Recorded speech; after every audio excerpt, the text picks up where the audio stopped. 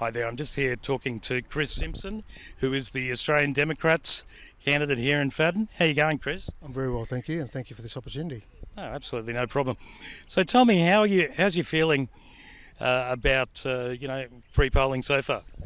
It's been busy.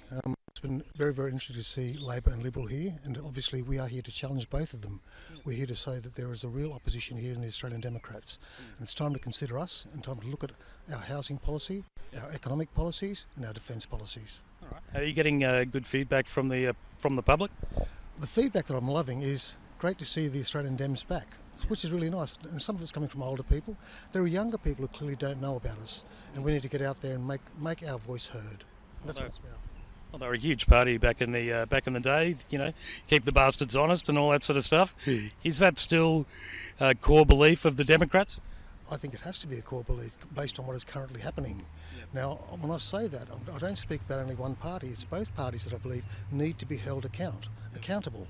We've come a long way in 15 years whereby we've had no one holding them to account. There is no coherent voice in the Senate nor in the lower house, and that's what we're all about getting that coherent voice back into the Senate and also the lower house. All right, I'm just going to throw it over to keeping people honest in terms of corruption. There has been some allegations regarding the member who resigned to cause this by-election. Do you have any comments about Stuart Robert? Sure. Firstly, we must speak about innocent to proven guilty. We need to start on that premise. Thereafter, we've just come through a Royal Commission. There are still sealed documents there. There is more to come, and I think that we must be fair to him in the first instance. There's the presumption of innocence. He has strenuously denied any wrongdoing. Let's keep that front and centre. But we now have NACAC. NACAC's only 11 days old. They must be given a chance, as must other government organisations, to look into what has happened, and we must find the truth. And then we can't let it lie.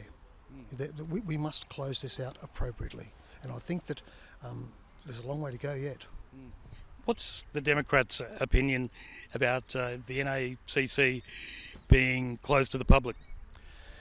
I think that it's the early call. We're 11 days old, the NACC, and I think I can't help but say we'll see in the months ahead. Dreyfus has got a huge job in front of him. To make this thing a reality and to make it work, it needs to come out hitting hard. And there's in fact two Royal Commissions that we need to look at. I know one is a state Royal Commission, one is a federal related, but we need to look at both of them, and I think that NACAC needs to look across both. All right. Look, do you have any last messages for voters in advance of Saturday's vote?